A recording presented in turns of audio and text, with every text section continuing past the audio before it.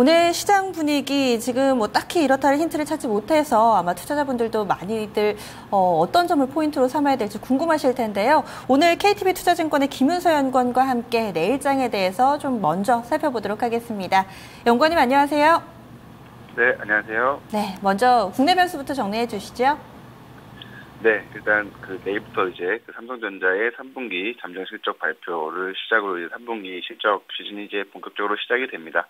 일단 삼성전자의 실적이 어떻게 나오느냐에 따라서 이 한국 증시 전반적인 외국인 수급이 좀 달라질 수 있기 때문에요. 내일 이제 이 부분에 대해서 좀 주목을 하고 있고, 만약에 이제 예상보다 이제 삼성전자의 3분기 실적이 더 잘 나올 경우에는 아무래도 이제 삼성전자가 우리나라 시가총액에서 차지하는 비중이 굉장히 크기 때문에 거기에 따라서 좀 시장 전반적으로 외국인 수급이 좀 개선될 그런 잠재력이 있습니다. 그래서 이제 내일은 이 부분 좀 주목을 하셔야 될 것 같고, 그 다음에 이제 계속해서 환율이죠. 원달러 환율이 계속해서 좀 요새 이제 하락을 하고 있고, 이제 원화의 강세 기대 심리가 높아지고 있기 때문에 이런 부분들이 좀 지속된다면은 좀 단기적으로 외국인 수급이 좀 점진적으로 계속해서 좀 개선될 수 있지 않을까라고 좀 전망을 하고 있습니다. 네, 그렇다면 해외 쪽에서는 어떤 내용들 눈여겨봐야 될까요?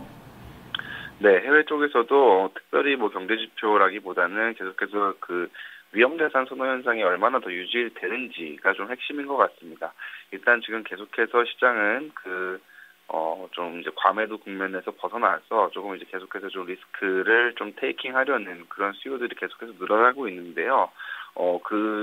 글로벌 금융시장에서 이제 위험자산 선호가 어떻게 나타나는지 가장 잘 상징하고 있는 게 바로 외환 시장, 미국 달러화의 방향성입니다. 이제 어제 같은 경우에는 미국이 달러화가 주요 이제 캐리 통화라고 하죠. 엔이나 유로화 대비해서는 강세를 나타냈습니다. 반면에 이머징 통화 대비해서는 좀 약세를 나타냈고요. 이 부분이 이제 전형적인 위험자산 선호를 나타내는 시그널이거든요. 그래서 이제 엔화와 유로, 주로 캐리 통화인 엔화와 유로화가 약해지면서 다시 조금 이제 캐리 트레이드가 부활하면서 조금 이제 위험자산에 대한 수요도가 좀 높아지는 모습이고, 반대로 이제 이머징 통화가 달러 대비 강세를 나타내게 되면 아무래도 이제 신흥국에서 좀 자금 유출 우려가 완화가 되게 됩니다. 그렇기 때문에 우리나라 증시를 포함한 좀 글로벌 위험 자산이 좀 동반 강세를 나타낼 수 있는데, 오늘 밤에도 이제 이런 구도가 계속 유지될 수 있을지 좀 초점을 맞춰서 보고 있고요. 만약에 오늘 밤까지 이제 이런 위험 자산 선호 구도가 이어진다면 내일 우리나라 시장의 외국인 수급이 조금 더 개선될 여지가 있다라고 저는 판단을 하고 있습니다.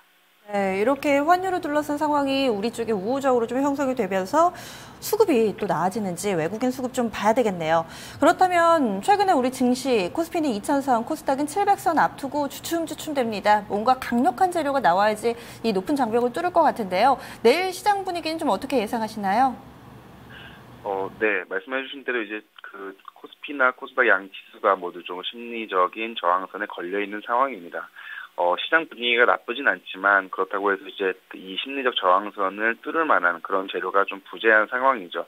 이런 상황에서 아무래도 내일 삼성전자의 3분기 실적이 좀 중요한 모멘텀이 될 것 같고요.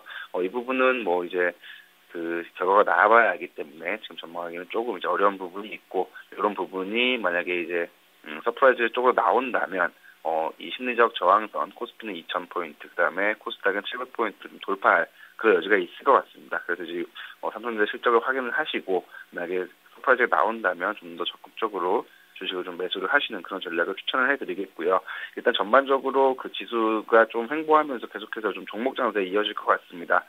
종목들 중에서는 아무래도 계속해서 최근에 이제 원화 강세 국면이 좀 이어지고 있기 때문에 원화 강세에 따른 수혜가 크고, 그다음에 이제 3분기, 4분기, 하반기에 실적 개선 가시성이 높은 그런 업종 중심으로 대응을 하시는 게 조금 유리하실 것 같고요.